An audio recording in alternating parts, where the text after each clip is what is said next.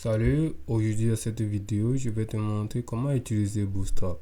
Alors pour utiliser Bootstrap, c'est relativement simple. Déjà, tu dois savoir que Bootstrap est un framework créé par Twitter en 2011 qui va te permettre de développer des sites web responsifs, ce qui veut dire que les sites web que tu vas créer vont s'adapter à la taille de tes écrans. Comme par exemple, tu peux avoir comme écran des ordinateurs, des tablettes ou bien des téléphones. Alors, si tu ne savais pas, un framework est un cadre de travail qui va te permettre de créer des applications web, mais c'est aussi une bibliothèque de fonctionnalités qui va venir t'aider dans le développement de tes sites. Il faut voir cela comme une boîte à outils.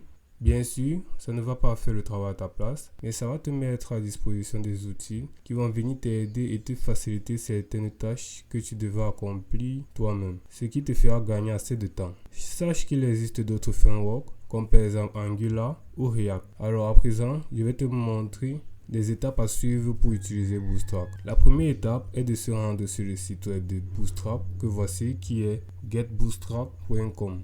Ensuite, il faut lire la présentation qui t'est proposée sur le site. Et enfin, il faut pratiquer en montant des projets. Maintenant, je te propose de te présenter le site web Bootstrap. Alors, une fois sur le site web Bootstrap, tu viendras cliquer sur Docs que voici, Documents. Il faudra cliquer sur Docs ou Documents si tu as traduit ta page. Il va te diriger sur la page de documents, c'est-à-dire de la documentation, et qui va te présenter des étapes afin d'installer et d'utiliser Bootstrap. Alors, sur l'introduction par exemple, ces liens vont te permettre de pouvoir utiliser Bootstrap dans ton projet.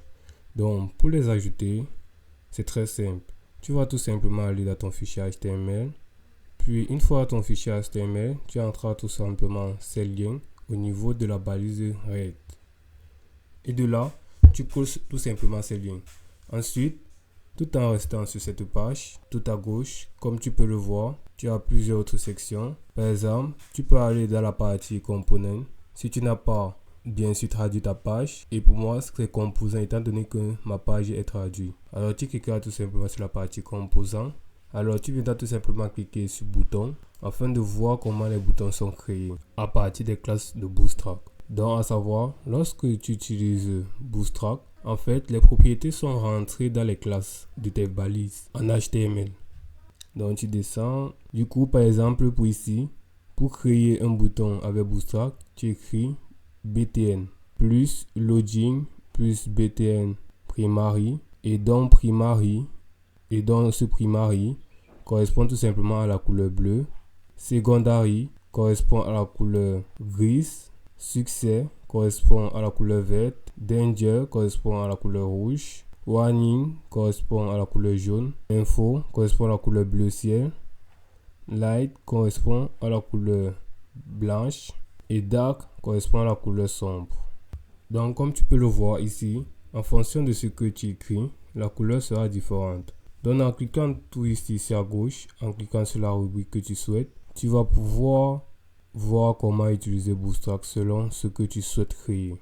Alors, un autre exemple, toujours la section à gauche, tu cliqueras tout simplement sur barre de navigation qui sera affichée sur ta page non traduite, navbar. Alors, en descendant tout juste comme ceci, en descendant, alors, tu verras tout simplement qu'ici, on t'explique comment créer une navbar. C'est très simple. On voit que la personne a ouvert une balise UL et qu'à l'intérieur, elle a mis plusieurs balises li que voici. Alors, comment ça se présente? On ouvre une classe de la balise UL et on écrit nav. Ensuite, dans la balise li, il est écrit égal nav item que voici. Et dans la balise A que voici, ils ont mis classe égale navlink plus loin actif. Donc à toi de t'amuser un peu en reprenant toutes ces balises et à toi de t'entraîner pour voir comment les utiliser convenablement. Du coup, tu peux donc aller à la colonne de gauche où tu trouveras ici comment créer des formulaires. Tu trouves, comme par exemple ici, tu trouveras comment créer des navbars, comment créer des boutons et tout ça. Tu as donc tout ce qu'il te faut ici, tout juste à cette section. Et bien sûr, tu peux aussi trouver d'autres tutoriels sur YouTube afin de t'entraîner. Ensuite, tu peux avoir la section exemple. Dans cette section, il te sera illustré plusieurs exemples où tu pourras tout simplement cliquer afin de les illustrer et de voir comment ça fonctionne. Comme exemple, tu peux avoir des exemples de raideur, des exemples héros, des exemples de barres latérales et bien d'autres exemples. Alors tu cliqueras tout simplement dessus afin de voir comment ça peut se présenter. Tu peux également avoir la section d'icônes. Cette section alors te présentera les différentes icônes que tu peux avoir grâce à Bootstrap, comme par exemple des icônes de numérotation, des icônes de boutons, des icônes des réseaux sociaux, des icônes des entreprises et bien d'autres icônes. Alors, tu as également la section thème. Cette section thème te permet d'avoir les différents thèmes des différents sites déjà créés à l'aide de Bootstrap. Tu pourras tout simplement cliquer sur le bouton apercevoir afin de les apercevoir. Tu peux également les acheter afin de les utiliser ou de les modifier pour ton projet. Alors, revenons sur notre page. Tu as également la section bloc. Cette section bloc te permet d'avoir certaines informations sur Bootstrap. Comme tu peux le voir, utiliser Bootstrap, c'est aussi simple que ça.